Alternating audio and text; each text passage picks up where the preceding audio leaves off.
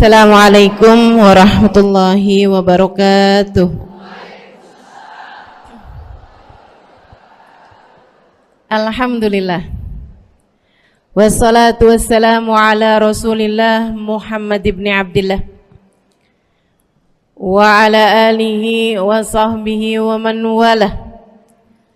Subhanaka la ilma lana illa ma 'allamtana innaka antal alimul hakim. Rabbi shrah li sadri wa yassir li amri wahlul 'uqdatan min lisani yafqahu qawli. Amma ba'du. Bismillahirrahmanirrahim. Dan kita udah beberapa hari lagi, Bu, mau masuk kepada bulan suci Ramadan. Jangan lupa, ya Bu ya, nisfu Sya'ban itu malam penentuan nasib. Nih penting banget gak tuh? Penting banget nih, Bu. Malam penentuan nasib.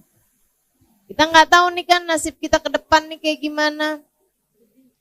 Ada apa aja di depan kita nggak paham. La tadri nafsun madza taksibu gada, kata Allah dalam Al-Qur'an. Wa ma tadri nafsun bi ayyi ardin tamut. Seseorang nggak pernah tahu apa yang akan dikerjakannya esok hari. Kita cuma bisa merencanakan. Akan tetapi Allah jualah yang menentukan. Jadi teman-teman sekalian, kita bisa rencanain doang, tapi yang sejatinya apa yang akan kita kerjakan esok hari kita nggak pernah tahu. Apa yang akan terjadi esok hari kita nggak pernah tahu. Kita nggak tahu, orang tua kita nggak tahu, anak kita nggak tahu, suami kita nggak tahu, pemerintah nggak tahu apa yang akan terjadi esok hari. Yang tahu siapa? Allah Subhanahu wa ta'ala. Karenanya kita mesti minta benar-benar sama Allah Subhanahu wa ta'ala urusan nasib ini. Jadikan nasib kami bagus ya Allah. Jadikan nasib kami baik ya Allah. Saya ingat dulu kalau saya minta doa sama Hubabah Bahiyah. Hubabah Bahiyah itu salah satu perempuan solehah, Bu. Salah satu wali min auliyaillah. Seorang waliyah ya Bu ya, wali perempuan. Dengan segala kemuliaan-kemuliaan yang beliau punya. Alhamdulillah saya dekat dengan beliau. Alhamdulillah Allah karuniakan. Ibu-ibu sekalian, saya kalau minta doa sama beliau, beliau doain saya itu satu doa. Asa nasibik zain Halimah. Asa nasibik zain. Beliau bilang mudah-mudahan nasib kamu bagus nak. Semoga nasib kamu bagus. Saya dulu suka mikir gitu. Emang kenapa ya menasib gitu? Tapi ternyata sudah saya ingat-ingat, abah saya dulu juga bilang yang sama. Kata abah saya, nak orang hidup tuh yang penting nasib. Orang cakep nasibnya bagus, gak enak hidupnya. Betul Bu?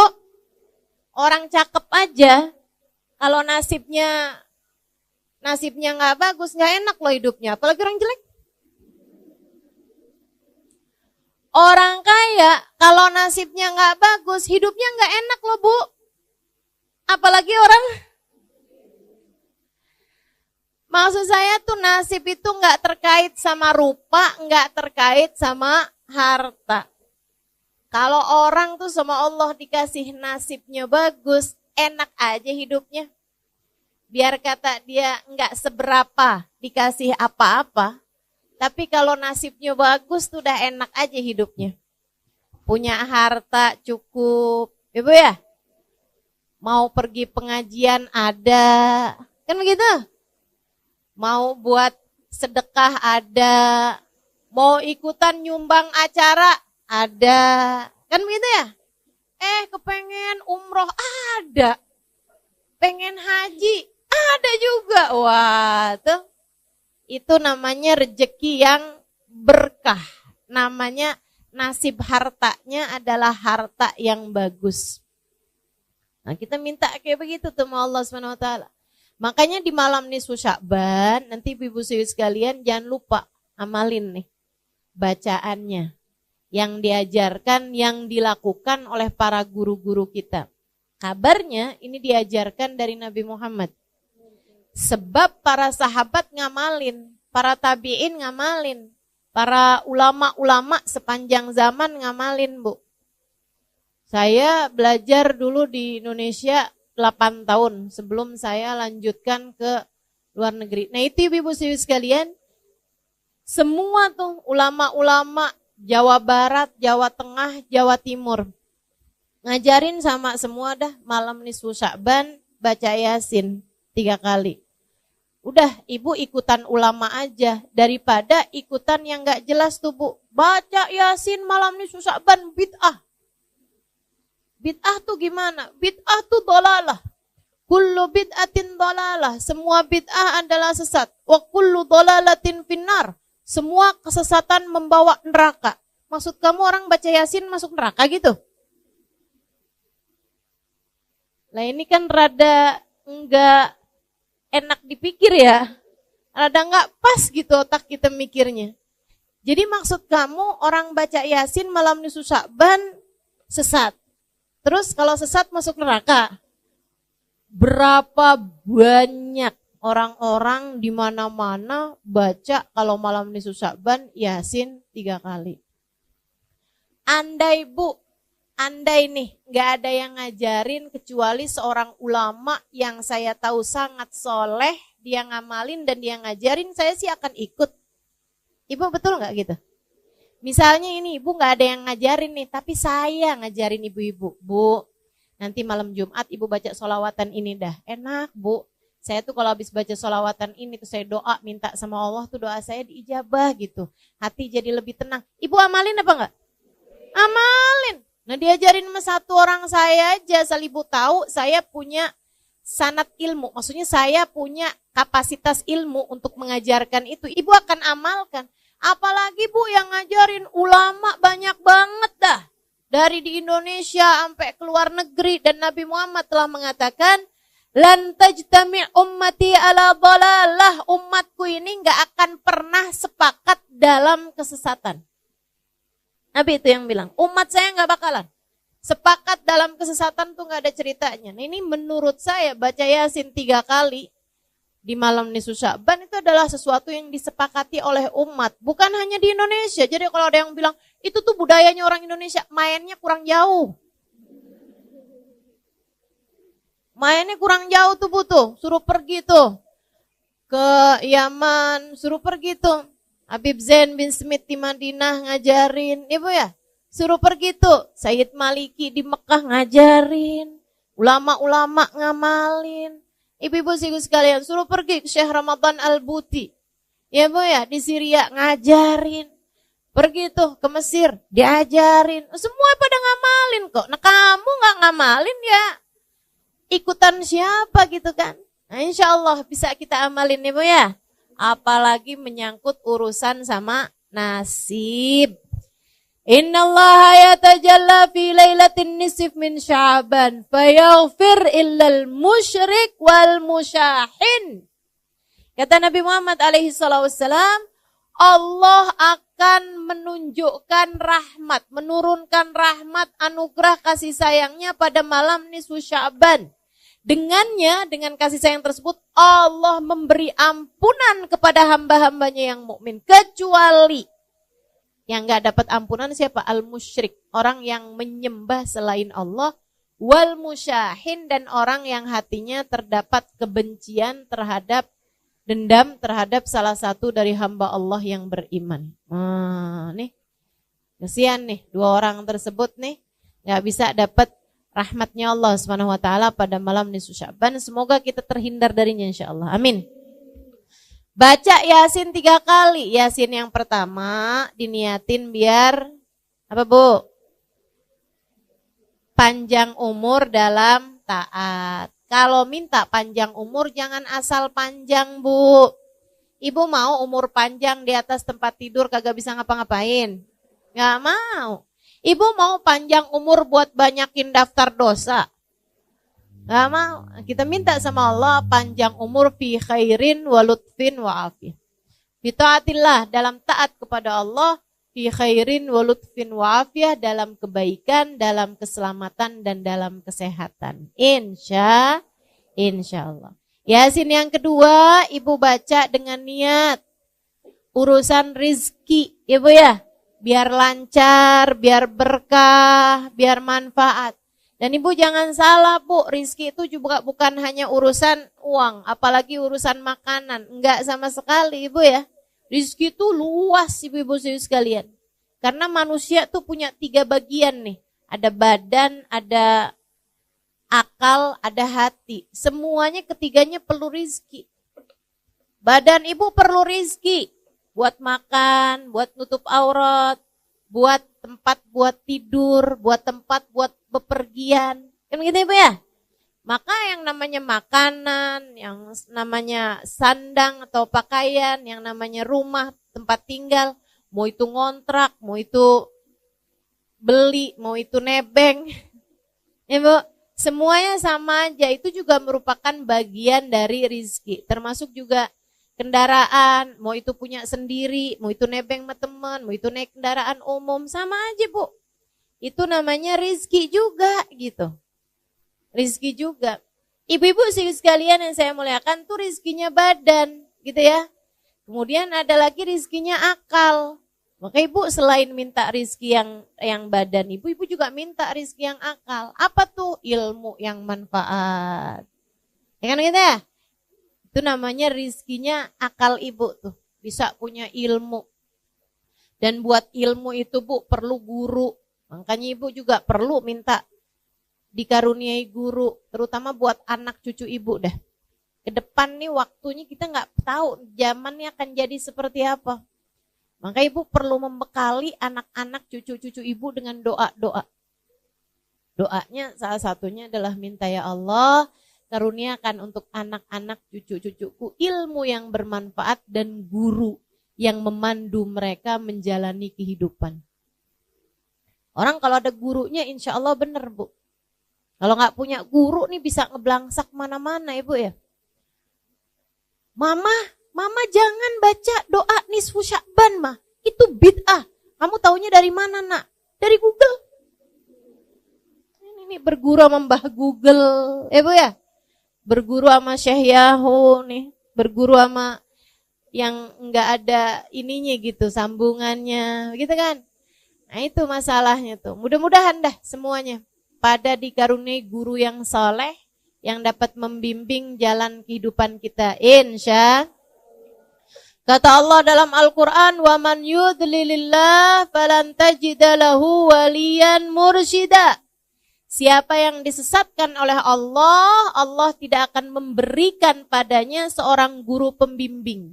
Artinya, kalau kamu dikasih dalam hidupmu ada guru yang kamu dengarkan, guru yang kamu bisa ikuti cara hidupnya, guru yang bisa kamu ikuti pemikirannya, maka artinya kamu adalah orang yang dikehendaki baik oleh Allah, yang dikehendaki mendapatkan petunjuk dari Allah. Ibu ya, doain anak-anaknya, doain cucu-cucunya, biar semuanya berada di dalam jalan lurus sehingga otaknya, akalnya, pikirannya berada dalam jalan yang benar. Insya. Kemudian bu ada lagi nih. Rizkinya hati. Rizkinya hati. Banyak nih bu nih. Ibu punya keluarga yang soleh. Itu merupakan rizkinya hati bu. Betul apa enggak? Ibu kok punya anak gitu kan. Anak ibu bandel. Anak ibu gak bisa diomongin. Ibu pegel hati gak bu? Pegel hati ibu ya Allah. Sedih hati ibu. Makanya punya anak yang soleh-solehah. Itu merupakan rizki hati. Rizki hati nih bu, nih nilainya lebih tinggi daripada rizkinya badan bu. Bu, punya suami yang soleh, rezeki apa bukan? Rezeki ibu ya, rezeki.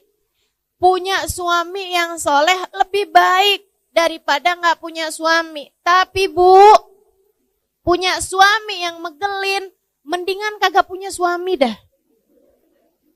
Betul gak? Betul gak?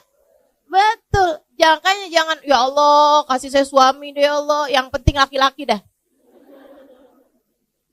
Enggak, ibu mesti punya standar gitu kan, yang soleh, bisa bawa kebaikan dunia akhirat. Rezeki tuh ibu-ibu sekalian, rezeki. Makanya minta tuh sama Allah rezekinya hati. Rezekinya hati tuh macam-macam ya bu ya. Akhlak yang baik, itu juga rezekinya hati.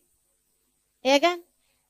minta dikaruniai akhlak yang bagus, minta dikaruniai perilaku yang benar, minta dikaruniai kehidupan yang menyenangkan. Itu rizki hati tuh. Kita minta ke semua rizki ini dari Allah Subhanahu wa taala pada malam nisfu Sya'ban nanti. Ini saya sampaikan biar ibu-ibu enggak nyesel. Kalau ibu-ibu taunya nanti pas malam 17 Sya'ban udah lewat nisfu Sya'bannya, ya ampun. Kok baru tahu sih, kemarin doanya cuman gitu doang nih. Gitu kan. Tapi kalau saya kasih tahu sekarang, ini kan udah deket nih. Jadi ibu-ibu enggak nyesel. Kalau saya kasih taunya 2 minggu yang lalu, takutnya ibu-ibu keburu lupa. Apa ya gitu, Ustazah kemarin tuh ngajarin kayaknya penting dah. Tapi apa gitu udah lupa lagi. Nah ini kan deket nih, insya Allah gak lupa ya Bu ya.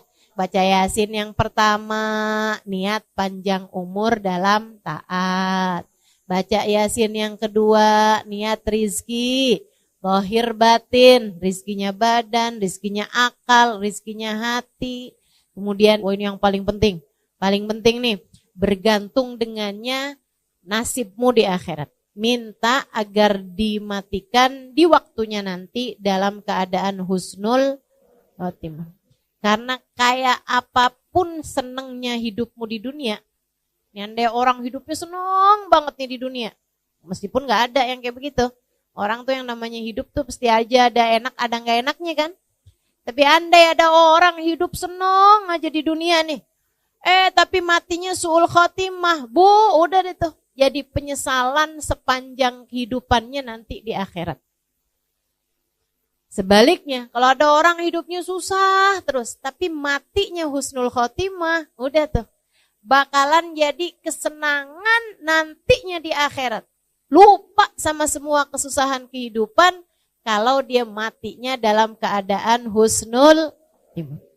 Minta sama Allah, ya Allah apabila datang ajal menjemput kami, matikan kami dalam husnul khotimah. Kenapa kok kami enggak saya Ustazah? Ya boleh kami, boleh saya. Cuman kalau ibu-ibu doa kami, ibu niatin juga buat anak-anak. Ya Bu ya? Buat suami, buat orang-orang yang ibu sayangi. Semoga semuanya dimatikan dalam husnul khotimah. Ibu-ibu sekalian yang saya muliakan. Nah nanti nih Bu, abis nisfu Sya'ban lewat. Oh ya, nanti malam nisfu Sya'ban tuh usahakan ada sedekah. Yang ibu sedekahkan. Walaupun sesedikit apapun, saya orang susah Ustazah, ya gak apa-apa, susah juga ada. Tapi kan ibu makan, betul apa enggak? Nah dari yang ibu makan itu, sebagian dah, ada yang ibu sedekahkan. Walaupun nasi sebungkus melauknya ibu ya, kasihin kepada orang lain. Ibu punya 20.000, ibu sedekahin 10.000, 5.000, itu nilainya besar Bu di mata Allah. Dirham sabak alf dirham, kata Nabi Muhammad. Kadang-kadang 1 dirham nilai pahalanya di sisi Allah lebih banyak daripada 1.000.000 dirham, 1.000 dirham. Ibu nih sedekah 1.000 rupiah bisa jadi lebih banyak nilainya, pahalanya dibandingkan dengan yang sedekah jutaan rupiah. Jadi jangan sedih. Kenapa gitu? Misalnya gitu ya, punya duitnya cuman 50.000, ibu sedekahin 10.000, berarti ibu udah bersedekah 20% dari harta ibu. Itu nilainya besar dibandingkan dengan orang sedekah 1 juta, punyanya miliaran. Karena dia cuma 1/1000%, gitu kan? Ibu-ibu sekalian, maka enggak usah mengecilkan sedekah. Walaupun orang lihatnya, Allah lo sedekahnya cuma 5.000 perak doang, dibeli nasi juga enggak cukup. Misalnya gitu kan ya, dibeliin boba enggak cukup. Boba. Emang boba apaan sih? Ibu-ibu sekalian, jangan mengecilkan sedekahmu. Karena nilai sedekah tuh Bu, enggak dihitung dari nilai sedekahnya berapa. Allah tuh suka ngitungnya dari seberapa pemilikan hartamu. Gitu.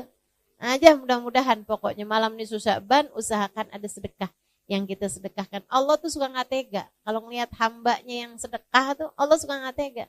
Ya ampun, ini dikasih sedikit aja bisa ngasih sama orang lain. Bakalan aku kasih banyak dah, gitu. Nah, tuh. Nanti sama Allah SWT dilipat-lipat gandakan, disenangkan dunia akhirat. Insya Allah.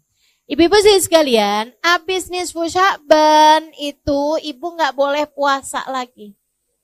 Ya, habisnya nisfu Sya'ban ibu nggak boleh puasa sunnah. Tapi kalau puasa wajib yaitu bayar utang tetap boleh. Sampai selunasnya.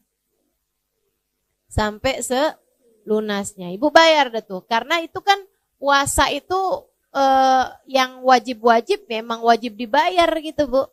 Jadi nggak ada batasan sampai akhir Ramadan. Meskipun sebaiknya Bu ya, jangan akhir Ramadan banget tuh kamu masih ada puasa. Sebaiknya udah dibayar-bayarin dulu dah. Dari sebelum hari terakhir di bulan Ramadan. Hari terakhir di bulan Ramadan itu kalau puasanya nggak wajib ya Bu ya, hukum puasanya haram. Hukum puasanya haram. Ibu nggak punya utang, begitu kan ya. Nah itu walaupun misalnya saya punya puasa sunnah yang nyambung nih Ustazah. Saya puasain dari bulan Rejab kemarin, Rejab, Sya'ban saya puasain. Boleh nggak puasa saya nyambung sampai Ramadan, sampai Lebaran? Nggak boleh. Wajib hari terakhir di bulan Sya'ban ibu nggak puasa. Kenapa gitu? Sebab seperti yang tahun sekarang nih Bu nih Sya'bannya jatuhnya cuma 29 hari. Nah tanggal 29 berarti besokannya itu kan bisa Ramadan bisa nggak Ramadan. Kalau hari terakhirnya bisa 30 ya. Kalau hari terakhirnya 30 itu kan bisa tanggal 1 Ramadan, bisa juga tanggal 30 Sya'ban. Namanya Yaumus Syak. Nabi Muhammad mengatakan, Man shama yaumas syak faqad asa Abal Qasim. Siapa yang berpuasa pada hari terakhir di bulan Sya'ban, di hari yang diragukan apakah udah masuk puasa atau belum, faqad asa Abal Qasim, dia telah durhaka kepada Nabi Muhammad. Nah kalau hari Sya'bannya terakhir 29, tetap juga jangan puasain tuh Bu tanggal 29. Walaupun ibu punya puasa sunnah yang nyambung. Kenapa gitu? Biar memisahkan antara puasa sunnah dari puasa yang wajib. Ya Bu ya? Jadi Bu jangan puasa hari terakhir di bulan Sya'ban. Itu untuk puasa yang sunnah. Tapi kalau untuk puasa yang wajib, emang utang puasanya masih banyak, tetap boleh tuh dipuasain meskipun tanggal 29 Sya'ban. Ibu-ibu sekalian yang saya muliakan, sebenarnya mengakhirkan puasa sampai lewat nisfu Sya'ban tuh hukumnya makruh Bu. Makruh. Apalagi kalau sampai datang puasa Ramadan, kamu masih punya utang puasa dari Ramadan yang sebelumnya, tuh hukumnya haram. Haram artinya dosa. Ya Bu, makanya Ibu bayarin tuh utangnya. Kenapa gak bayar-bayar? Kagak ada yang nagih Ustazah. Nah loh, mau minta siapa yang nagih? Israel. Kan serem banget ya Bu. Nah, insya Allah dah, pokoknya bayarin dah hutangnya tuh. Saya dah yang nagih, mewakili malaikat Israel. Masya Allah. Sebelum datang malaikat Israel, buruan bayar hutangnya. Mudah-mudahan Allah SWT jadikan kita lunas dari semua hutang. Baik hutang kepada Allah, kayak puasa begini nih, ataupun hutang kepada manusia. Insya. Sampai datang Ramadan, Ibu, hati-hati sama Ramadan. Ramadan itu Bu, amal ibadah dilipat gandakan benar. Tapi jangan salah, dosa juga dilipat gandain. Bu, orang tuh kalau bulan Ramadan ya Bu ya, bohong kan emang haram. Ya Bu, tapi kalau ibu-ibu bohongnya di bulan Ramadan, ibu bohongnya berkali lipat. Apalagi kalau ngepasin Lailatul Qadar, nah loh. Sekali bohong kayak 1000 bulan bohong. Serem bener. Berlipat ganda Bu. Karena katanya para ulama, semua waktu di mana amal ibadah berlipat ganda, kalau kita berbuat dosa juga berlipat ganda. Makanya banyak ulama memilih untuk tidak mau tinggal di Mekah. Kenapa gitu? Karena di Mekah itu amal ibadah berlipat ganda. 1 rakaat senilai 100.000 rakaat. Benar. Akan tetapi dosa juga berlipat ganda. Di Masjidil Haram itu sholat 1 rakaat senilai 100.000 rakaat di tempat yang lain. Tapi kalau bikin dosa di Masjidil Haram, dosanya juga lipat-lipat ganda. Mekah itu ibu-ibu sekalian satu-satunya kota yang kamu di dalam kota Mekah dosanya hati aja dicatat sama malaikat. Seram, makanya para ulama milih enggak dah tinggal di Mekah, enggak, takut enggak bisa ngasih kehormatannya kota Mekah. Karena memang tempat yang amal ibadah berlipat ganda, dosa juga berlipat ganda. Sama halnya dengan Ramadan. Waktu di bulan Ramadan itu amal ibadah berlipat ganda. Sekurangnya 70 kali lipat. Sekurangnya minimal. Jadi kamu puasa, pahala puasanya 70 kali lipat. Kamu terawih, pahala sholatnya 70 kali lipat. Kamu sedekah, pahala sedekahnya 70 kali lipat. Itu minimal. Ada yang bilang ampe 700 kali lipat. Ada yang bilang ampe 1000 kali lipat. Ada yang bilang bahkan bisa lebih daripada itu juga. Dan di bulan Ramadan itu ibu-ibu sekalian, ampunan Allah diturunkan banyak banget. Dan buat ngebantuin kita ibadah, buat ngebantuin kita diturunin ampunan rahmat, Bu. Allah segitu baiknya, Bu. Setan dicutiin dulu. Setan bebas tugas. Setan disuruh liburan, gak tahu deh tuh saya kemana gitu ya. Gak paham deh tuh. Yang pasti ibu-ibu sekalian, gak ada setan di bulan Ramadan. Setan yang ngebisik-bisikin dirimu itu loh. Yang ngebisik-bisikin kalau lagi duduk pengajian kayak begini, ngantuk ya, udah nggak usah dengerin ustadzahnya, udah tidur aja gitu. Dia sambil gini nih. Di mata kita jadi begini. Pernah ada yang berasa nggak? Mana orangnya? Saya. Ya Allah, apalagi yang deket-deket kipas sampai berat banget matanya. Itu tuh Bu, setan yang itu tuh kalau di bulan Ramadan nggak ada. Ustazah ada tahu.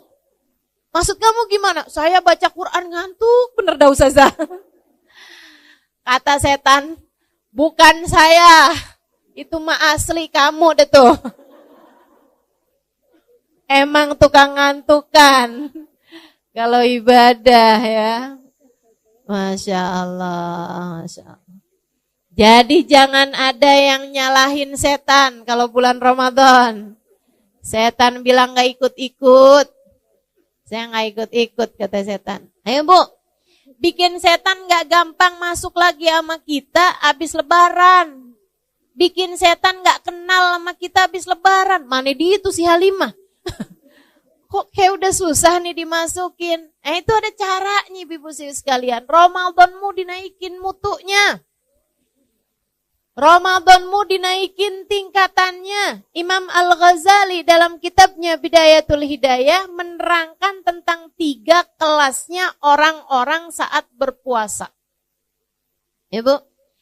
Gimana tuh? Kata Imam Ghazali ada puasa kelas umum. Ada puasa kelas khusus, ada puasa kelas khususil khusus. Jadi ibarat naik kereta, nih ada kereta kelas ekonomi, ada kelas bisnis, ada kelas eksekutif. Ibu-ibu sekalian, yang kelas ekonomi nih Bu nih, takut gak kebawa dah. Kayaknya nih, duduknya pada di gerbong nih kayaknya. Kelas ekonominya kayak gimana nih? Puasa nih. Katanya Imam Ghazali yang puasa hanya sekedar memuasakan perut dan farji.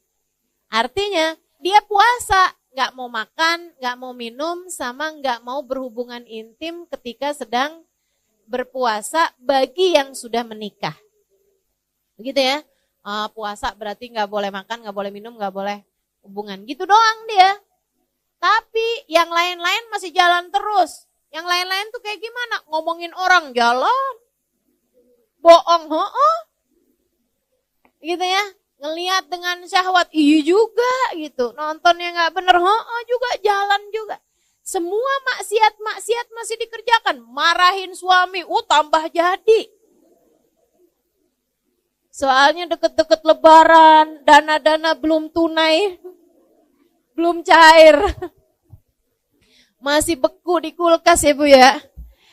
Waduh, udah tambah deh tuh, tambah deket lebaran, tambah kenceng marahnya sama suaminya. Masya Allah, nih ibu-ibu nih, yang kayak beginian nih bu, seram. Katanya Nabi Muhammad alaihissalam, kam min saim, laisa min siyamihi illal ju' wal atash. Berapa banyak orang puasa, gak dapat apa-apa dari puasanya, kecuali nahan lapar sama haus doang.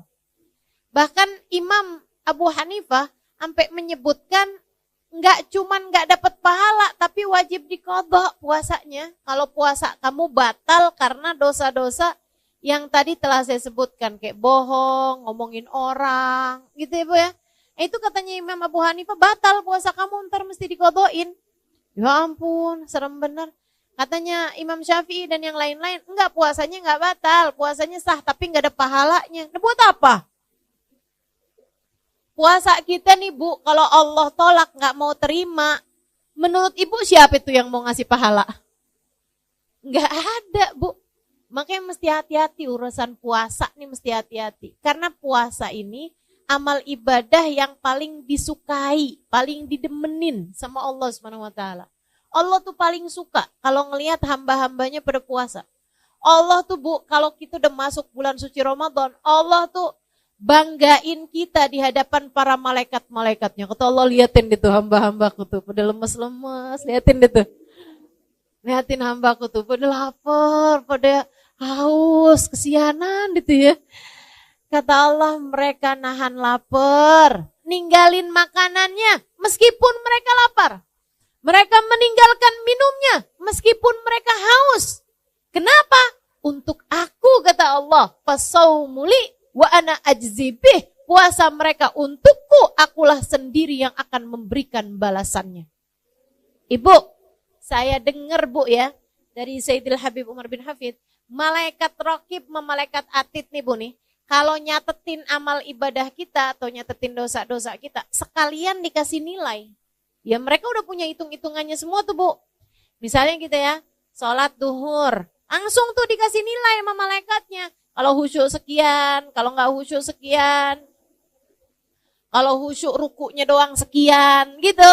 Kalau khusyuk pas takbirnya doang sekian, gitu kan.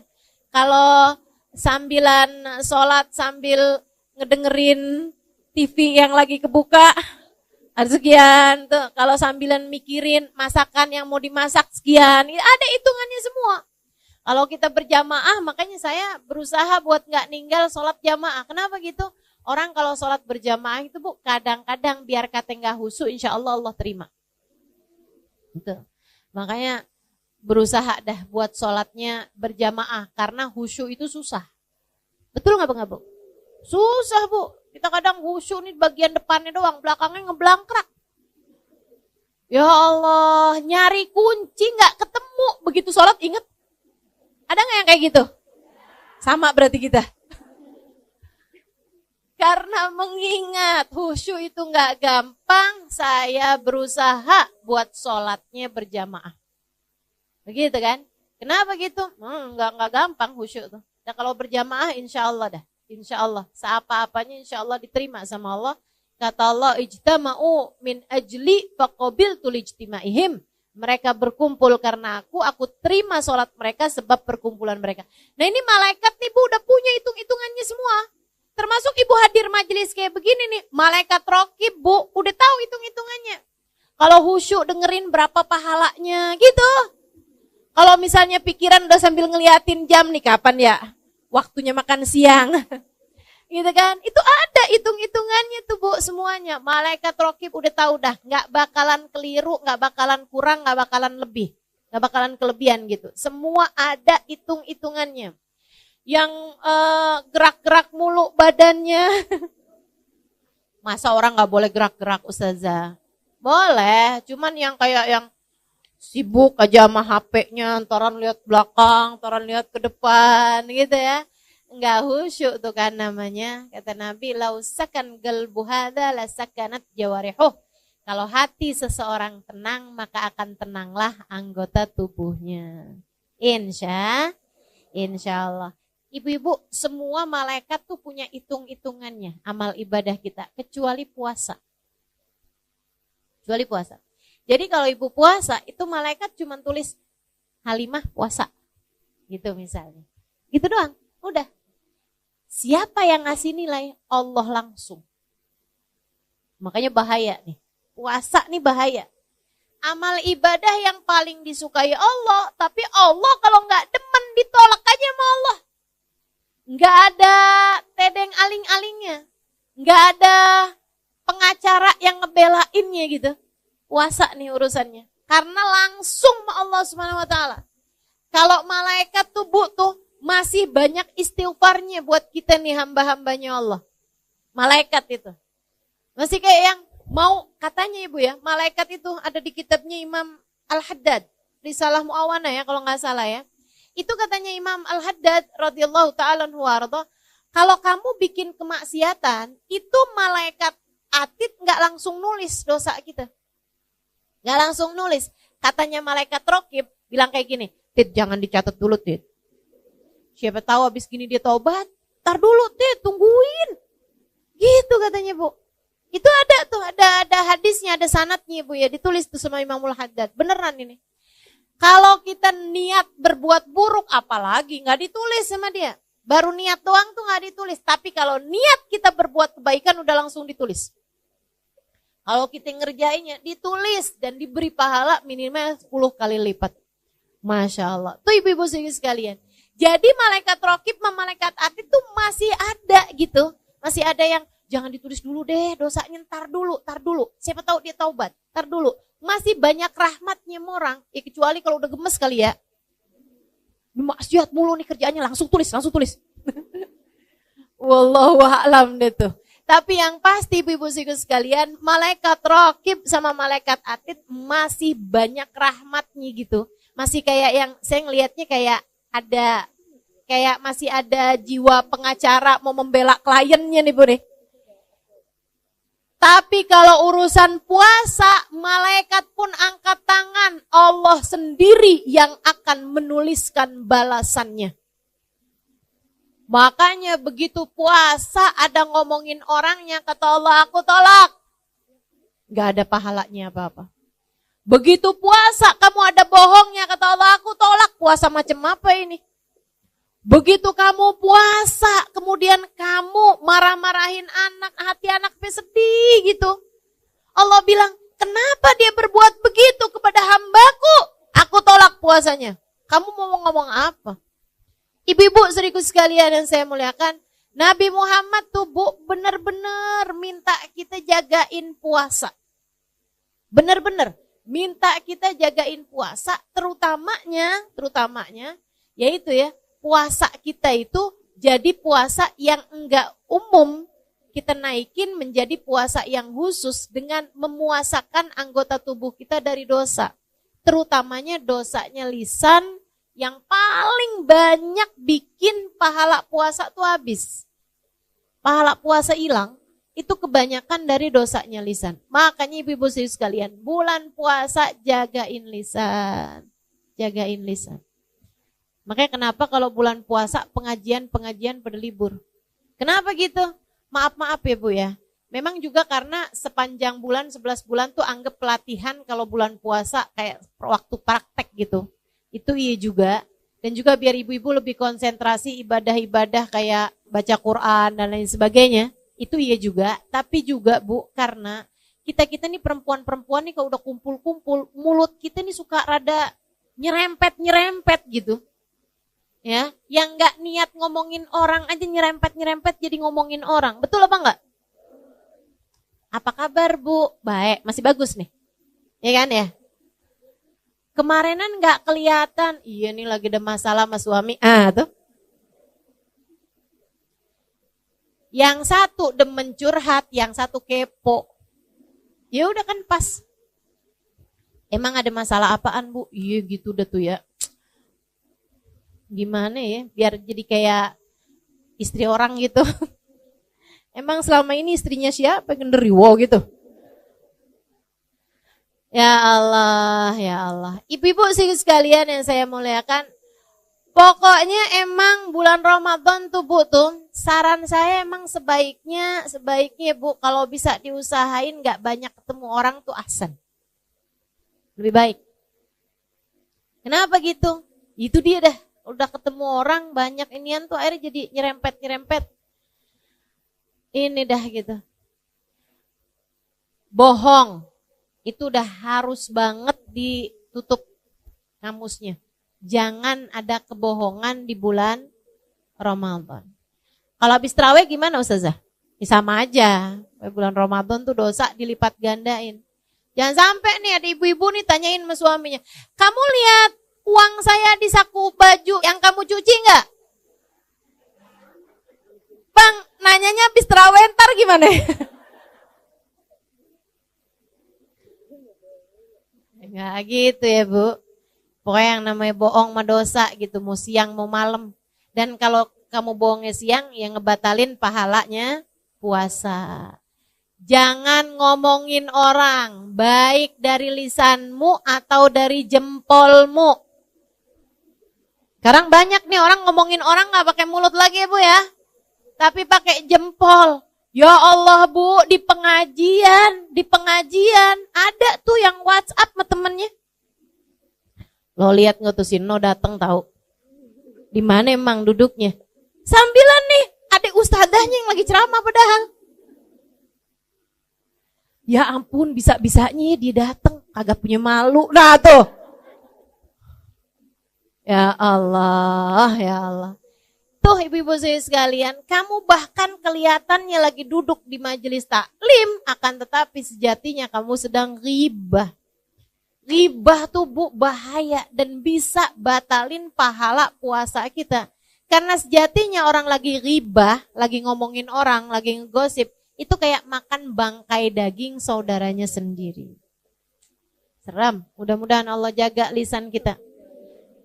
Biar gak gampang ghibah insya Allah. Karena nih Bu, nih dosanya ghibah nih ya Bu ya. Dosa yang kita tuh ngerasanya kayak semua orang ngerjain, jadi kayak gak dosa-dosa amat gitu. Berasa gak gitu? Betul kan? Kayak gak dosa-dosa amat gitu. Nah, ibu-ibu kalau dibilang makan daging babi, wih kayaknya udah dosa banget, neraka tuh pasti. Kan begitu ya? Si ibu itu dia Islam loh, tapi dia bisa loh makan daging babi. Ya ampun, dia masak kemarin makan daging babi. Iya astagfirullah. Diomongin, padahal dosanya ngomongin itu lebih gede daripada dosanya makan babi. Bukan berarti ibu makan babi aja dah kalau gitu. Gak gitu juga. Nah gitu juga. Tapi maksud saya tuh dosanya lebih gede gitu. Kata Imam Ghazali kan gitu ngasih perumpamaan. Kata Imam Ghazali, orang pakai emas, laki-laki pakai cincin emas, kan dosa. Ada ulama pakai cincin emas, kan dosa tuh kan. Diomongin sama orang-orang gak sadar kata Imam Ghazali. Kalau dosanya ngomongin orang, apalagi ulama, lebih gede. Berpuluh-puluh kali lipat, bahkan beratus kali lipat daripada dosanya orang pakai cincin emas. Kadang itu suka gitu. Gak gitu kadang. Mudah-mudahan deh Allah selamatin kita semuanya. Lisan gak bertulang. Ya Bu ya, kita mesti punya kendali terhadap lisan kita, tahu apa yang mesti diomongin, apa yang gak perlu diomongin. Juga bulan puasa nih Bu, biar puasamu naik menjadi kelas khusus tadi ini, kelas bisnis.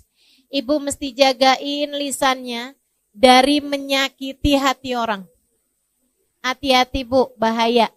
Bu, bahaya. Termasuk anak sendiri. Ibu jangan suka nyakitin hati anaknya. Dibangunin susah sahur, akhirnya keluar kata-kata yang gak bagus. Jangan, nanti yang nyesel dirimu sendiri. Ini gak kayak anak orang nih. Kayak anak apa?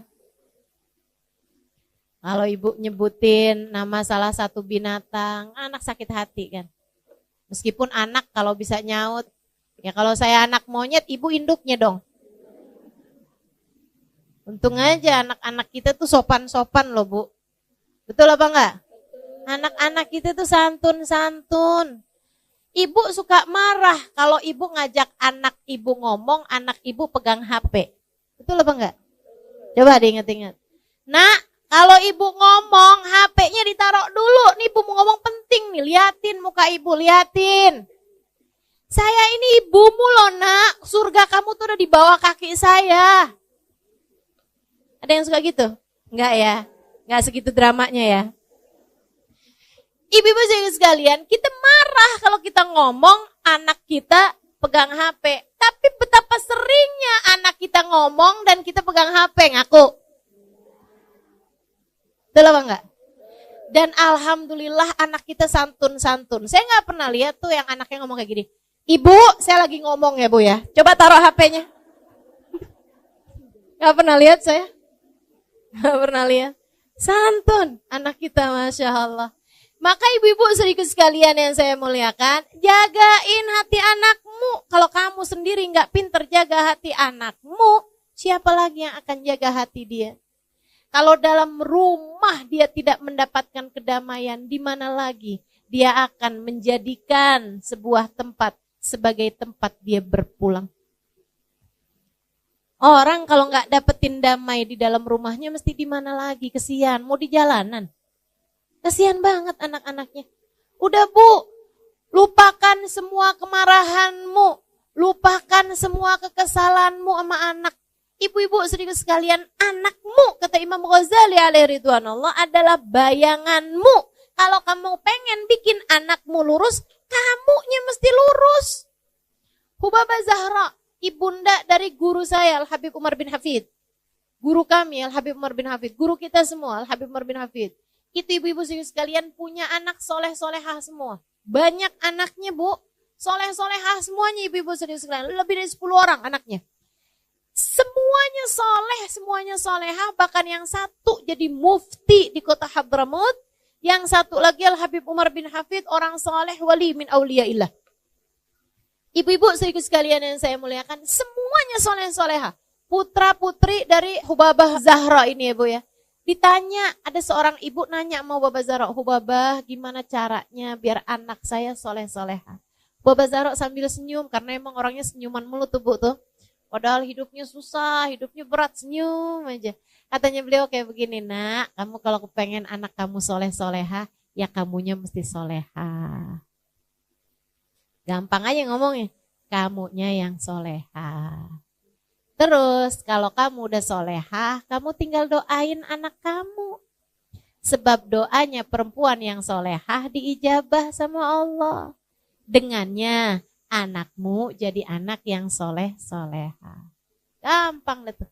Kamunya yang solehah, terus kamu doain anak kamu biar soleh-solehah. Insya Allah. Jangan dikatain nanti kamu yang nyesel. Jangan dikatain nanti kamu yang nyesel. Anak-anakmu tuh. Jangan diomelin nanti kamu nyesel. Ibu kayak gak pernah aja ngomelin anak abis-abisan pas dia tidur. Kamu liatin, ya Allah kesian. Pernah? Pernah? Saya gak pernah usah tuh, orang saya belum punya anak. Ya iyalah. Tapi yang pada punya anak pasti tuh ngerti tuh apa yang saya omongin. Ya Allah Bu, jangankan ngomelin gitu. Ngomong kasar aja sama anak. Habis itu pas ngelihat dia tidur, ya Allah gak tega. Gitu ya Bu ya. Suami juga kayak begitu. Ibu jangan suka ngomelin. Bu, urusan suami nih, saya bilangin juga ya Bu ya. Allah aja gak tega loh ngelihat dia tidur kecapean. Masa ibu tega? Katanya Nabi Muhammad, Allah bilang, ayyumamri'in batakalan min syughlih bata maghfurun lah. Itu hadisnya, tepatnya begitu. Ayyumamri'in, kalau ada seorang laki-laki, batakalan min syughlih, tertidur malam dalam keadaan kelelahan. Karena seharian bekerja untuk menghidupi anak istrinya. Bata maghfurun lah, dia tidur dalam keadaan diampuni dosa-dosanya. Allah aja gak tega sama dia. Kecapean, pengorok kayak gitu seharian kerja nih. Ada yang jadi supir Gojek. Ibu ya, ada yang jadi tukang. Ada yang kerja jadi guru. Ada yang kerja apalah segala macam pekerjaan-pekerjaan suami kita. Kecapean, seharian tuh dia kerja, malam-malam tidurnya sampai ngorok. Kita sebel aja, ampun gak bisa tidur nih, gimana ya, itu sumpet apaan nih ya. Biar suara ngoroknya gak kedengeran gitu kan. Kita balikin, dia miring ngoroknya. Ya Allah, kita tendang aja bagaimana nih, ya ampun, astagfirullah. Ibu-ibu istriku sekalian, Allah aja gak tega loh. Padahal dia kerja tuh, sampai capek ngorok. Bukan buat Allah, buat kamu. Masa Allah aja gak tega, kamu tega sih sama dia? Kesian, ya. Meskipun kalau ada suami juga saya bakalan bilangin nih, sian sama istrinya. Sian. Kamu omelin seharian, kamu tidur lihat dia gitu, kamu tega? Nggak tega juga. Istri kamu tuh loh, perempuan gitu ya, dengan segala kelemahannya, dengan segala hatinya yang lembut, Dia mau ngurusin kamu, walaupun kamu belum tentu mau kurus. Dia mengurusin anak-anaknya. Yang adalah anak-anak kamu gitu kan. Kasihan tuh. Ya Allah. Allah aja gak tega sampai dijadikan surga berada di bawah telapak kaki. Masa kamu tega sih? Maka berumah tangga nih mesti yang saling sayang. Dah, hilangkan segala kemarahan-kemarahan. Hilangkan segala kebencian-kebencian. Bulan Ramadan. Allah aja gak tega ngelihat hambanya tuh pada lemes-lemes, pada lapar-lapar, haus-haus gitu. Masa kita tega sih ngelihat anak itu udah lemes kayak begitu kamu omelin mulu. Bu, orang kalau lagi puasa tuh tidur aja berpahala loh. Kan begitu ya? Naumus shaim ibadah.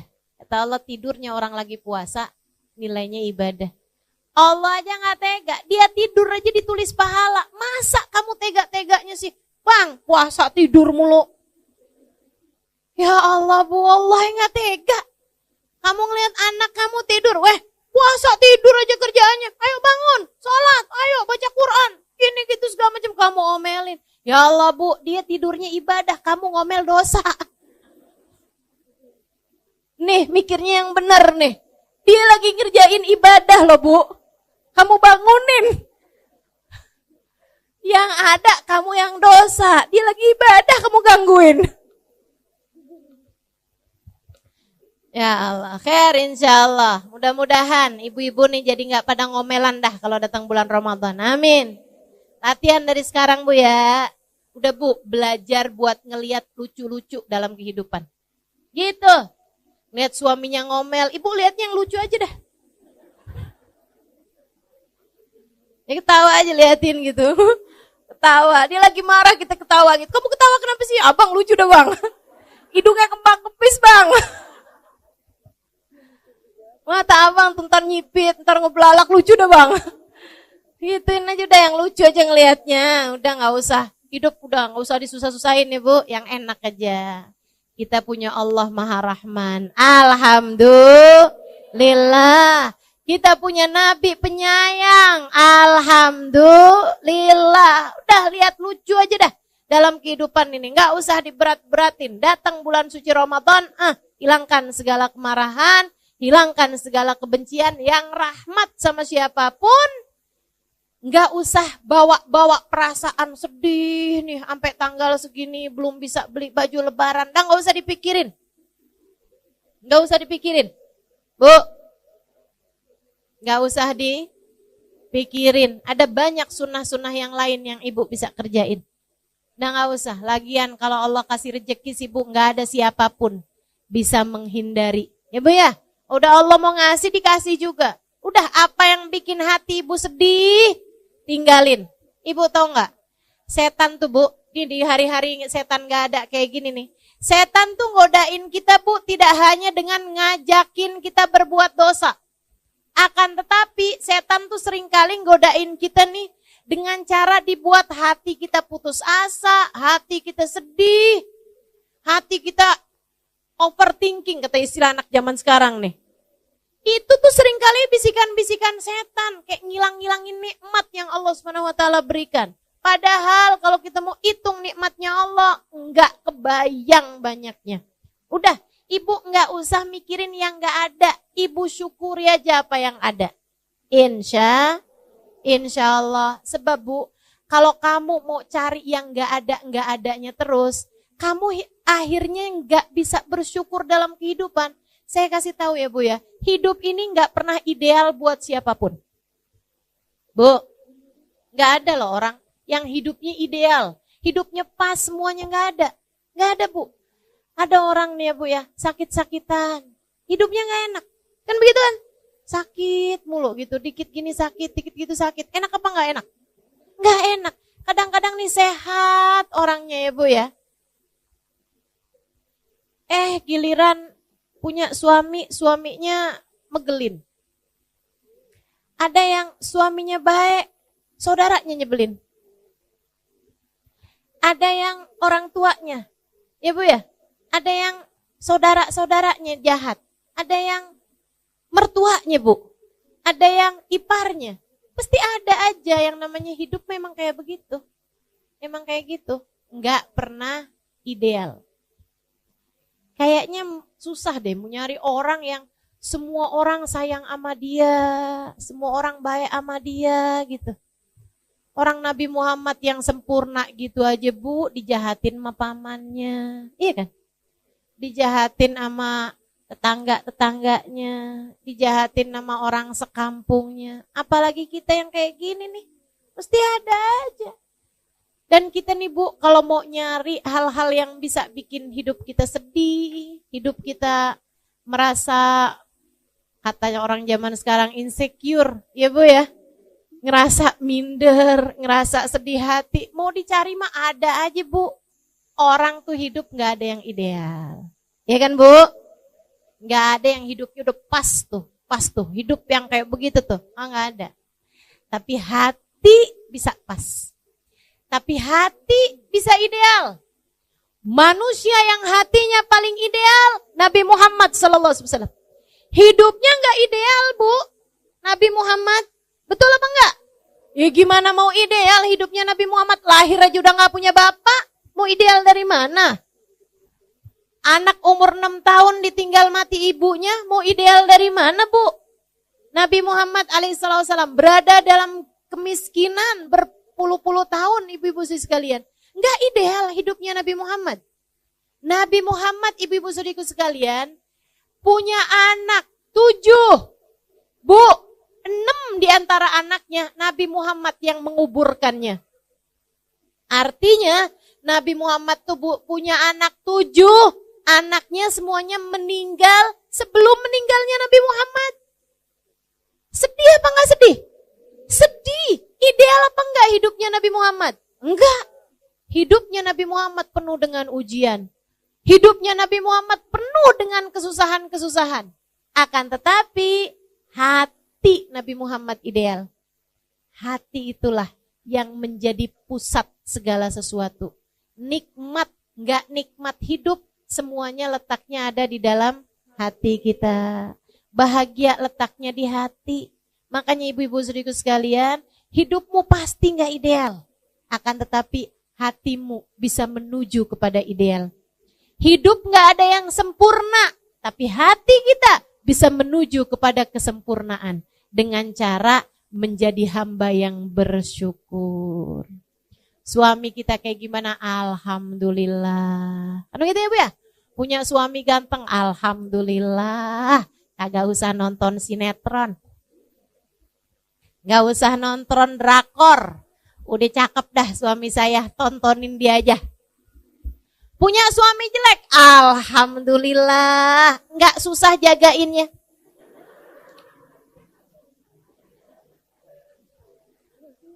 Agak ada yang mau sama dia. Jadi mutlak penuh. Jadi milikmu seutuhnya.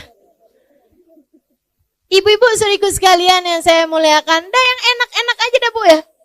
Karena mau nyari ideal gak ada, udah cari yang enaknya aja, bikin lucu aja hidup, nikmati aja hidup. Mudah-mudahan kita bisa jadi orang-orang yang senantiasa bersyukur. Insya Allah, jagain puasanya, jagain anggota tubuhnya. Jangan biarin lisan ngomel mulu, jangan biarin lisan bohong, jangan biarin lisan ngomongin orang. Ya Bu ya, jangan biarin mata ngelihat kemaksiatan-kemaksiatan, jangan biarin kaki melangkah ke tempat-tempat yang ada dosa-dosanya. Jangan biarin tangan ngerjain hal-hal yang dilarang sama Allah. Puasamu jadi puasa yang khusus. Naik lagi. Wah, naik lagi kalau ini sih kata Imam Ghazali ini puasa buat para wali, buat para nabi, buat hamba-hamba yang udah emang tingkatannya tinggi-tinggi dah tuh. Kelas yang eksekutif tadi tuh Bu.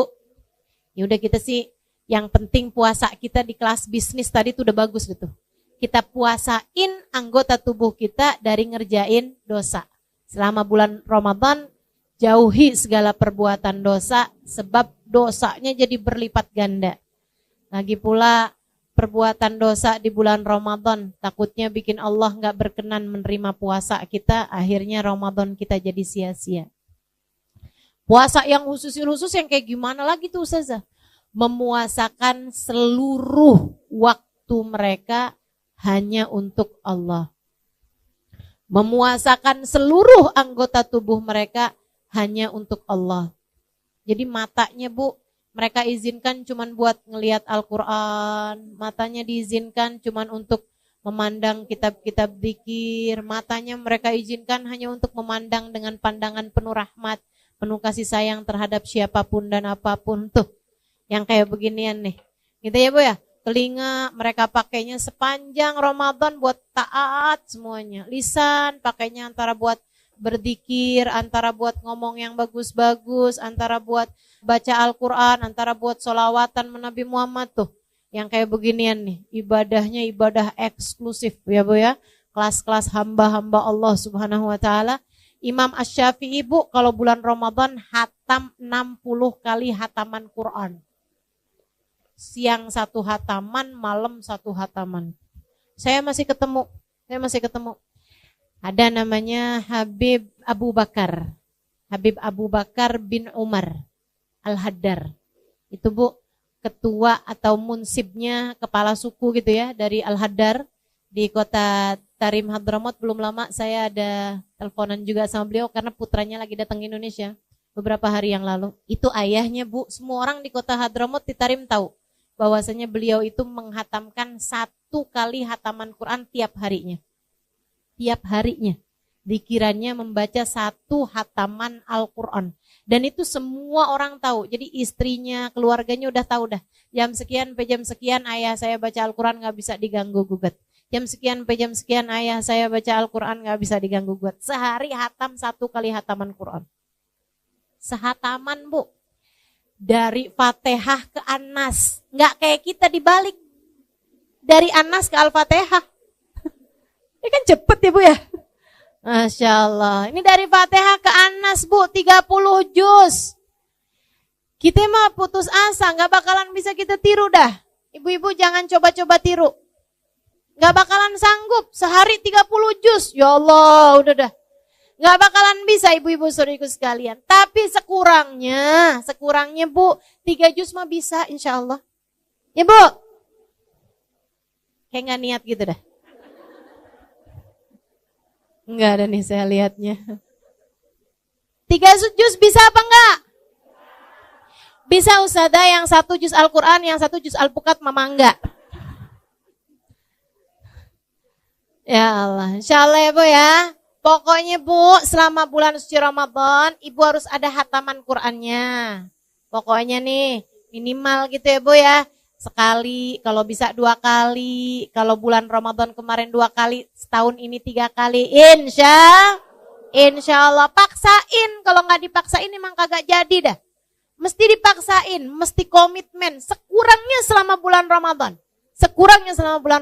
Insya Allah. Lisan kita pakai buat baca Al-Quran. Ibu-ibu saudariku sekalian, mudah-mudahan naik puasa kita nih. Jadi naik puasa kelas bisnis, insya Allah.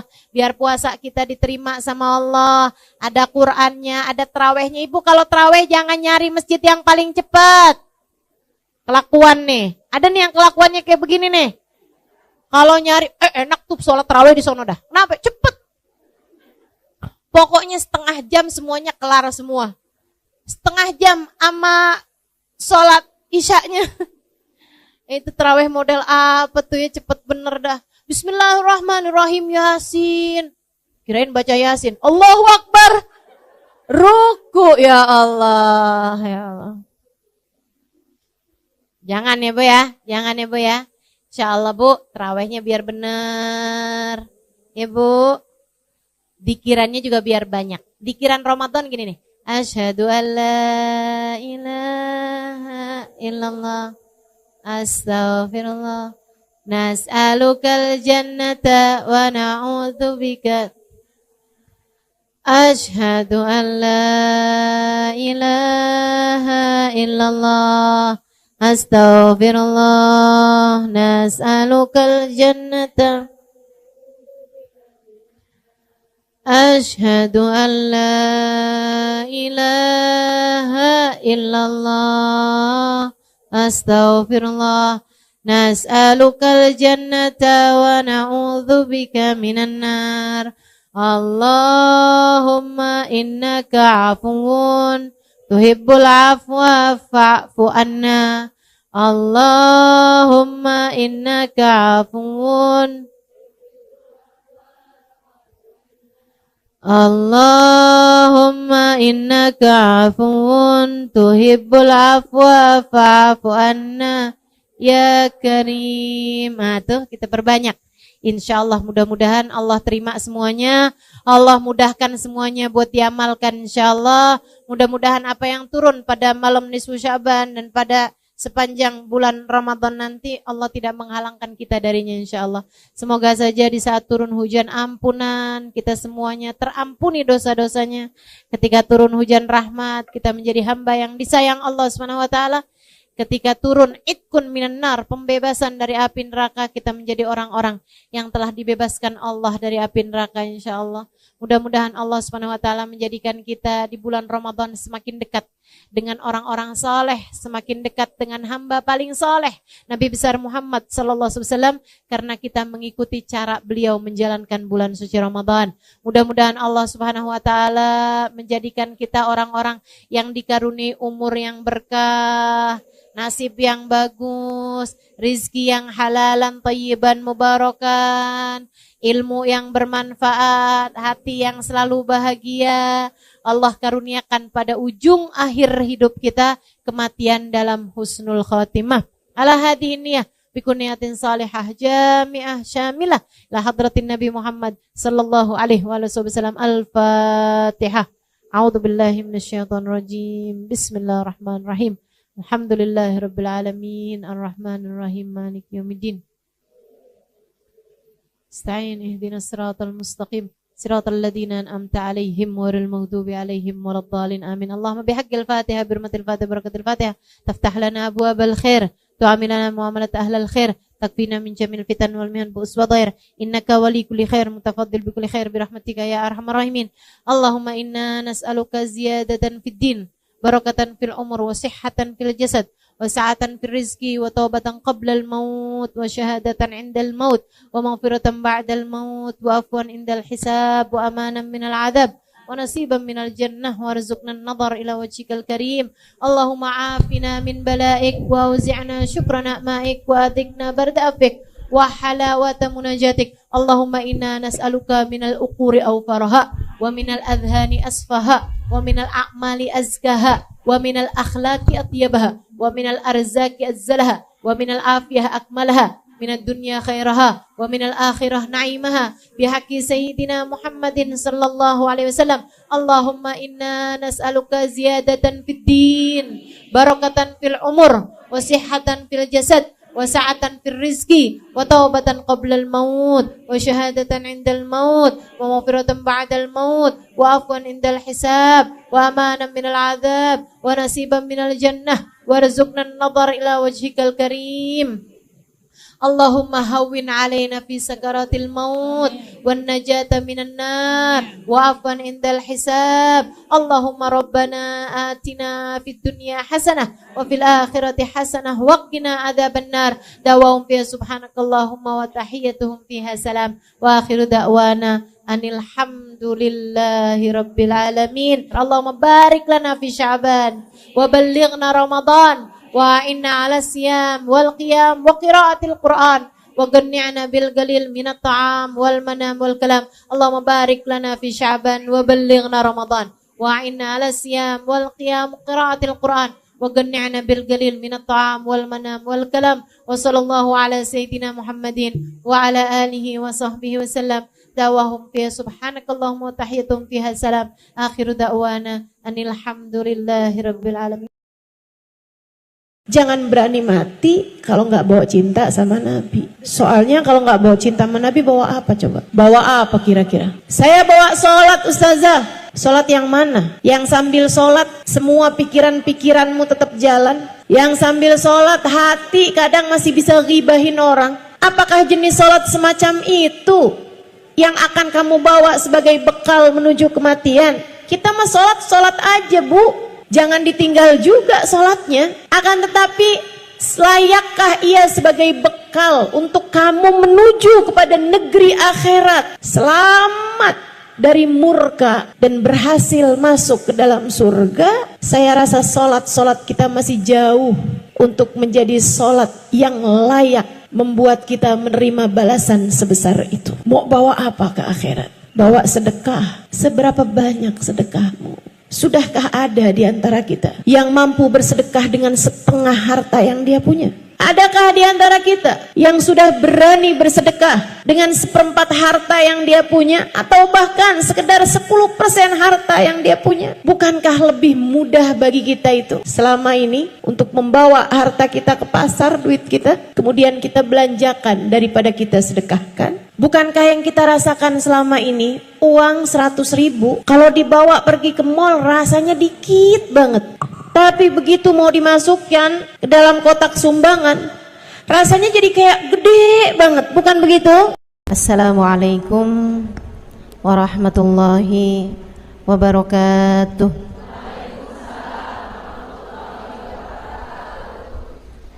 Alhamdulillah, wassalatu wassalamu ala rasulillah Muhammad ibn Abdillah wa ala alihi wa sahbihi wa man wala. Subhanaka la ilma lana illa ma 'allamtana innaka antal alimul hakim. Rabbi shrah li sadri wa yassir li amri wahlul 'uqdatan min lisani yafqahu qawli, amma ba'du. Baik, sebelum kita mulai, kita akan baca niat belajar bersama-sama. Mudah-mudahan ilmunya nanti sekali lagi jadi ilmu yang manfaat buat kita sekalian. Bismillahirrahmanirrahim. Nawaitu ta'allum wa ta'lim wan naf'a wal intifa' wal mudzakarah wat tadhkir wal ifadah wal istifadah wal hidza 'ala tamassuk bi kitabillah wa sunnati rasulillah sallallahu alaihi wa alihi wasallam wa du'a ilal huda wa dilalata 'alal khair ibtigha'a mardatih wa qurbih wa thawabih wa husnil khatimah ma'al lutfi wal afiyah wa salahil aqibah birahmatika ya arhamar rahimin. La hadratin Nabi Muhammad sallallahu alaihi wasallam wa alihi washabihi azwaji wa dzurriyyati wa ahli baiti wa sallim wa jamil anbiya wal mursalin wal kulli ajma'in anna Allah yaghfir lahum wa yarhamhum wa ya'li darajatihim fil jannah wa yanfa'una barakatihim wa asrarihim wa anwarihim wa ulumihim wa nafaatihim fid din wa dunya wal akhirah. Al-Fatihah, baca bersama-sama. A'udzu billahi minasy syaithanir rajim. Bismillahirrahmanirrahim. Alhamdulillahi rabbil alamin arrahmanir rahim maliki yaumiddin iyyaka na'budu wa iyyaka nasta'in ihdinas siratal mustaqim siratal ladzina an'amta 'alaihim ghairil maghdubi 'alaihim waladdallin. Amin. Taqabbalallahu minna wa minkum, taqabbal ya karim.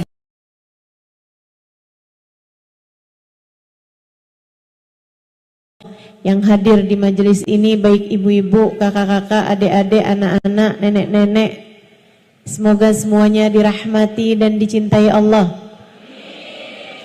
Semoga semuanya disayangi dan disyafaati Rasulullah Baginda Muhammad sallallahu alaihi wa ala alihi wa sahbihi wasallam.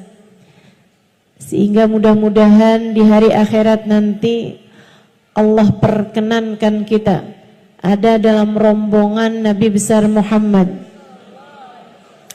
ada di belakang benderanya Nabi besar Muhammad, termasuk di antara kelompok orang-orang yang diselamatkan Allah Subhanahu wa taala pada hari di mana hanya ada satu kelompok yang diselamatkan Allah, yaitu kelompoknya baginda Nabi besar Muhammad. Yang kata beliau, Adam wa man dunahu tahta liwa'i yaumal qiyamah. Nabi Adam dan nabi-nabi yang sesudahnya hanya akan berada di belakang benderaku di hari akhirat nanti. Maka yang ada di belakang Nabi adalah kelompok yang selamat. Siapa yang ada di belakang beliau? Para nabi-nabinya Allah. Siapa yang ada di belakang beliau? Para rasul utusan Allah. Siapa yang ada di belakang Nabi Muhammad? Para wali-walinya Allah Subhanahu wa taala. Syekh Abdul Qadir Jailani, Al-Faqih Al-Muqaddam Muhammad bin Ali Ba'alawi, Rabi'atul Adawiyah, sebut nama wali semuanya hanya akan berada di belakang Nabi besar Muhammad. Siapa yang ada di belakang Nabi Muhammad? Para sahabat-sahabat Nabi besar Muhammad sallallahu alaihi wasallam. Sayyidina Abu Bakar ada di belakang Nabi, Sayyidina Umar, Sayyidina Uthman, Sayyidina Ali, Zubair bin Al-Awam, Khalid bin Al-Walid, Zaid bin Haritha, Usama bin Zaid. Para sahabat-sahabat Nabi besar Muhammad sallallahu alaihi wa ala alihi wasallam hanya akan berada di belakangnya Nabi besar Muhammad.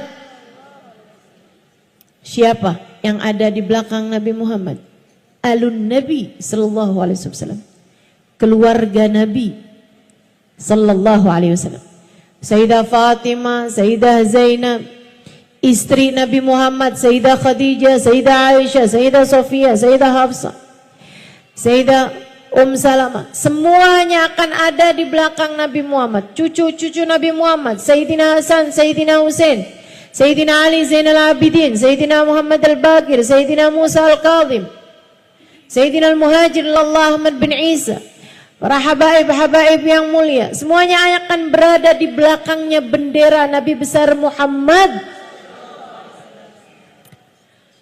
Maka orang soleh dari zaman Nabi Adam sampai zaman akhir, yang solehnya semua hanya akan jadi pasukan, rombongan di bawah kepemimpinan Nabi besar Muhammad. Artinya, kalau kita, kalau kamu, kalau saya tidak ada dalam rombongannya Nabi Muhammad, artinya kita tidak termasuk di antara mereka yang selamat. Kita nggak bisa bilang, saya nggak harus ada di belakangnya Nabi kok. Saya maunya adanya di belakangnya Imam Ghazali. Imam Ghazalinya ada di belakang Nabi Muhammad. Artinya kalau kamu tidak mau ada di belakang Nabi Muhammad, kamu adanya di belakang Fir'aun, adanya di belakang Abu Lahab, adanya di belakang Abu Jahal, adanya di belakang Namrud, Haman, adanya ikutan sama pasukannya Iblis Al-La'in. Saudaraku sekalian saya muliakan, cuman ada dua kelompok. Kelompok yang selamat ada di belakang Nabi Muhammad, Kelompok yang tidak selamat ada di belakang orang-orang yang dimurka oleh Allah Subhanahu wa taala, yang Allah sebut dengan siratal ladzina an'amta alaihim, kelompoknya Nabi Muhammad, maghdubi alaihim waladdallin, kelompok-kelompok yang tidak berada di belakangnya Nabi besar Muhammad. Semoga kita semua, anak-anak kita, cucu-cucu kita, orang tua kita, suami kita, semua orang-orang yang kita sayangi, semuanya tidak terhalang dari berada dalam rombongan Nabi besar Muhammad. Ustazah, memangnya muat semuanya tuh, muat semuanya, sampai ke anak-anak cucu kita semuanya muat untuk ada dalam rombongannya Nabi Muhammad. Cuman ada yang di depan, ada yang di tengah, ada yang di belakang gitu. Biar kata di belakang gak apa-apa deh, yang penting masuk gitu. Sedikit sekalian, kenapa gitu? Sebab Nabi Muhammad adalah manusia yang terindah, manusia paling tercinta di sisi Allah, manusia yang Allah Subhanahu wa taala jadikan sebagai pemimpin seluruh umat manusia dari dunia hingga kelak di hari akhirat. Sangat indah. Kayak apa sih nih? Biar kita cinta menabi, biar kalau kita cinta di akhirat, semoga kita semua ada di belakang Nabi Muhammad. Seperti apa keindahan Nabi Muhammad? Sebab ada istilah tak kenal maka tak sayang. Kita meminta kepada Allah Subhanahu wa taala, semoga Allah jadikan hati kita semakin hari semakin sayang sama Nabi Muhammad. Semakin hari semakin cinta sama Nabi Muhammad. Semakin hari semakin rindu kepada Nabi besar Muhammad. Semakin hari semakin dekat dengan baginda Nabi besar Muhammad. Sehingga mudah-mudahan di dunia kita hidup dengan mengikuti jalannya. Di akhirat nanti kita pun akan ada dalam rombongan beliau insyaallah. Amin ya rabbal alamin. Alangkah indahnya dirimu, wahai baginda Nabi besar Muhammad sallallahu alaihi wasallam.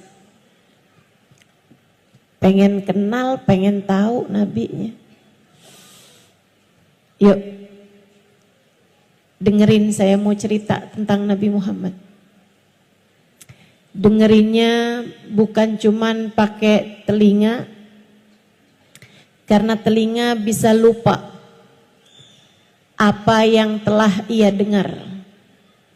Akan tetapi saya memintamu untuk mendengarkan dengan telinga hatimu, untuk mendengarkan dengan hatimu agar apa yang kamu dengar dengan hati tidak mudah keluar lagi. Telinga bisa lupa apa yang dia dengar, tapi hati tak pernah lupa siapa yang dia cinta. Saya selalu sampaikan di mana-mana tempat, jangan berani mati kalau nggak bawa cinta sama Nabi. Menurut saya begitu. Saya nggak akan berani mati kalau nggak bawa cinta sama Nabi. Dan saya berharap juga semua teman-teman seperti itu. Jangan berani mati kalau nggak bawa cinta sama Nabi. Soalnya kalau nggak bawa cinta sama Nabi, bawa apa coba? Coba bawa apa kira-kira? Saya bawa sholat ustazah. Sholat yang mana? Yang sambil sholat semua pikiran-pikiranmu tetap jalan. Yang sambil sholat hati kadang masih bisa ghibahin orang. Yang sambil sholat hati kadang-kadang bisa suudzon sama orang. Yang sambil sholat pikiran kemana-mana. Apakah jenis sholat semacam itu yang akan kamu bawa sebagai bekal menuju kematian.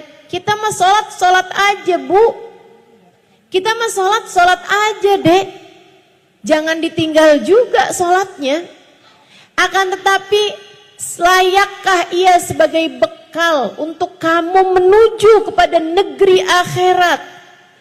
Selamat dari murka dan berhasil masuk ke dalam surga. Saya rasa sholat kita masih jauh untuk menjadi sholat yang layak membuat kita menerima balasan sebesar itu. Mau bawa apa ke akhirat? Bawa sedekah. Seberapa banyak sedekahmu? Sudahkah ada di antara kita yang mampu bersedekah dengan setengah harta yang dia punya? Adakah di antara kita yang sudah berani bersedekah dengan 1/4 harta yang dia punya, atau bahkan sekedar 10% harta yang dia punya? Bukankah lebih mudah bagi kita itu selama ini untuk membawa harta kita ke pasar, duit kita, kemudian kita belanjakan daripada kita sedekahkan? Bukankah yang kita rasakan selama ini, uang 100.000 kalau dibawa pergi ke mall rasanya dikit banget, tapi begitu mau dimasukkan ke dalam kotak sumbangan rasanya jadi kayak gede banget, bukan begitu? Saudaraku sekalian yang saya muliakan, mau pulang bawa apa? Bawa sedekah, saya rasa belum layak. Saya adalah istri yang solehah. Saya akan boleh masuk surga dari pintu manapun yang saya inginkan sesuai dengan janji Nabi Muhammad. Betul, Nabinya berjanji seperti itu, iya. Tapi sesolehah apakah dirimu itu terhadap suamimu? Pernah nggak suami manggil, kamu masih sibuk pegang handphone? Iya. Betapa seringnya kita selama ini menyia-nyiakan suami kita. Saya sih belum berani bawa apa-apa buat mati. Satu-satunya harapan saya, satu-satunya andalan saya, satu-satunya tabungan saya, satu-satunya simpanan saya adalah baginda Nabi besar Muhammad, yang dalam keadaan apapun selalu berkata, ummati, ummati, ummati. Yang dalam keadaan seganas apapun, sedahsyat apapun, se-ekstrim apapun, Nabi tak pernah lupa kepada kita umatnya. Kita hanya perlu memastikan bahwasanya saat kita mati nanti ada cinta di hati kita kepadanya. Kita bawa masuk ke dalam alam kubur kita. Kita bawa masuk untuk perpisahan kita dengan dunia yang fana ini. Saudaraku sekalian saya muliakan, kita pengen tahu nih nabinya kayak apa. Biar gede cinta kita kepadanya. Biar semakin besar sayang kita padanya. Saudaraku sekalian, katanya sahibul maulid ad-dibai, kana sallallahu alaihi wasallam ahsanan nasi khalqan wa khuluqa wa ahdahum ilal haqqi sabqa. Nabi Muhammad sallallahu alaihi wasallam adalah manusia yang paling indah, paling cakep. Apanya? Khalqan, penciptaannya, fisiknya, zahirnya, wa khuluqan, dan akhlaknya, kepribadiannya, karakternya, hatinya, zahir, batin, semuanya paling indah, paling cakep. Apanya? Mukanya paling cakep, badannya paling cakep, bentuk tubuhnya paling cakep, akhlaknya juga paling cakep, senyumnya paling cakep, tatapan indahnya paling cakep. Semuanya cakep. Sallallahu alaihi wa ala alihi wa sahbihi sallam. Katanya Sayyidina Sayyidina Hasan bin Thabit alaihi ridwanullah, seorang pujangga Arab. Beliau mengatakan tentang Nabi Muhammad, wa ahsanu minka lam tara qattu ainu wa ajmal minka lam talidin nisa'u wa ajmalu minka lam tara qattu ainu wa ahsanu minka lam talidin nisa'u. Kata beliau, yang lebih cakep darimu wahai Nabi, mustahil ada mata manusia siapapun yang pernah memandangnya. Tak akan pernah ada mata memandang wajah lebih indah daripada wajahnya Nabi besar Muhammad.